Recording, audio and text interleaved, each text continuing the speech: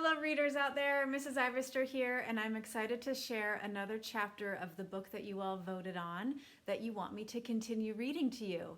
And the winning book was Bob, which I'm really excited to keep reading this one. I am going to start on chapter 2, which is titled Bob, where we left off. And we'll see if we can get a couple chapters in on this video. Let's get started. Her brown hair is longer and her cheeks are less round, but I know it's her, Livy. She told me to wait here, and I waited. 5 years is a long time to hang out in a closet, but what else did I have going on? Not much, I'll tell you that. Here are some of the things I did while I awaited her return. Counted to 987,654,321 6 times. Built a Lego pirate ship 63 times, in the dark. Played chess against a Lego pirate monkey and still lost most of the time. Tried to do the hokey pokey like Livy had taught me, but there's not much room to turn oneself around in this narrow closet without hitting the walls. Cried, but only once. Okay, twice each day, but only for the first year.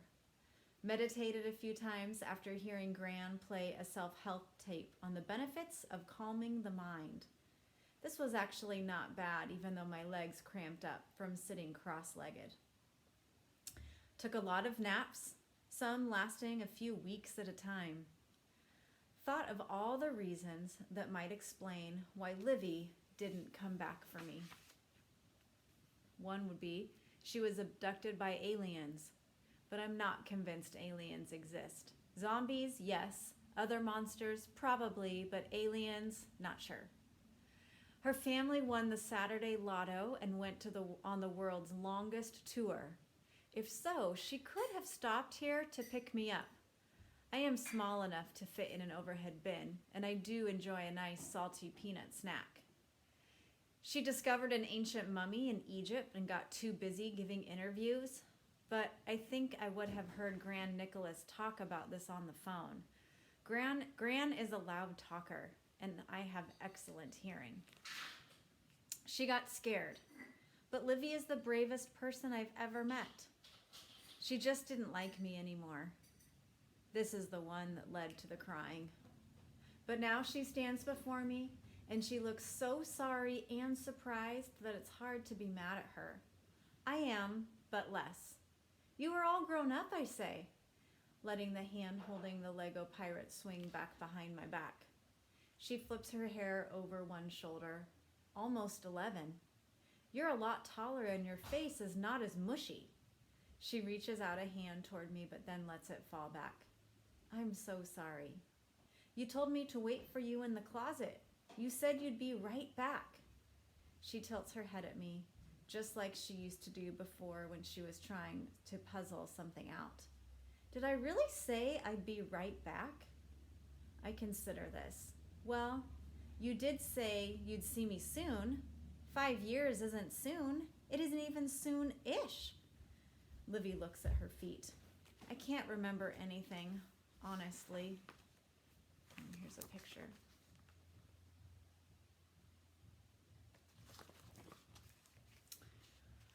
I do not reply. What can I say?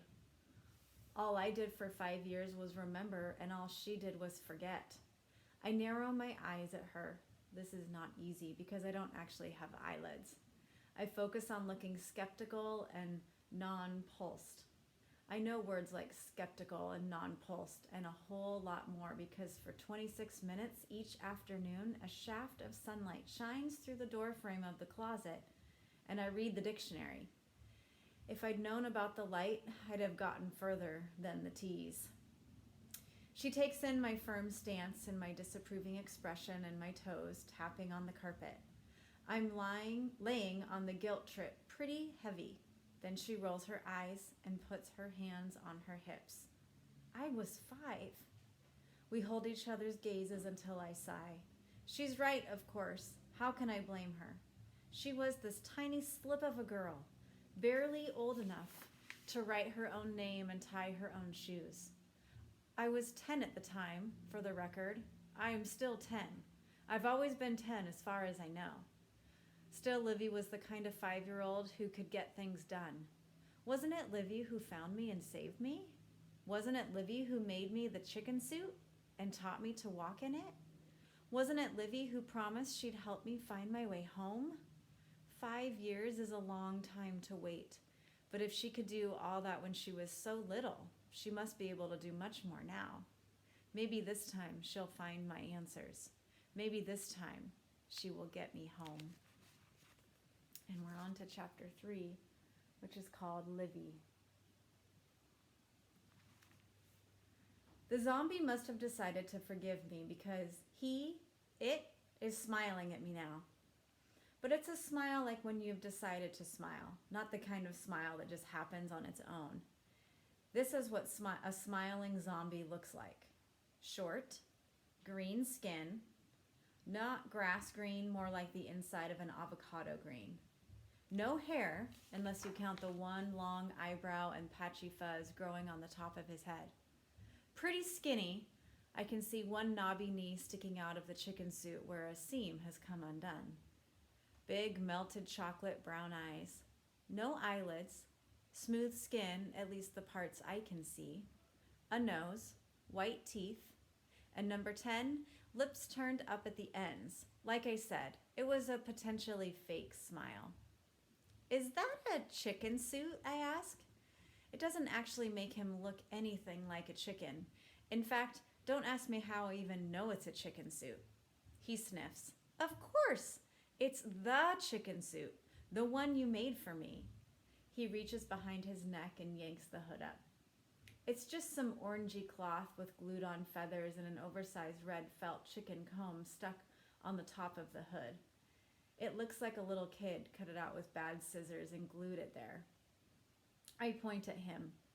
I made that? He tilts his head, and the red felt chicken comb flops to one side. Of course you made it. I didn't even know what a chicken was before I met you. I learned about chicken combs in kindergarten when our class visited a farm. There was a huge rooster there named Queen. How come I remember the name of a rooster I met in kindergarten? I don't remember, but I don't remember this. Why are you wearing a chicken suit? In here. In the closet, I mean, where he seems to live. He sniffs again. I'm wearing it so that we will be ready. He hikes up one side of the thing, and the other side droops towards the floor. Ready for what? He gives me a long stare, and I figure this is another thing I'm supposed to remember. And why it's like half on and half off? It reminds me of this kid in my class last year who always wore his coat with one arm pulled out of the sleeve. If you must know, I started to remove it about a year ago. I thought I might as well change clothes, but I'm afraid my left foot might be detached.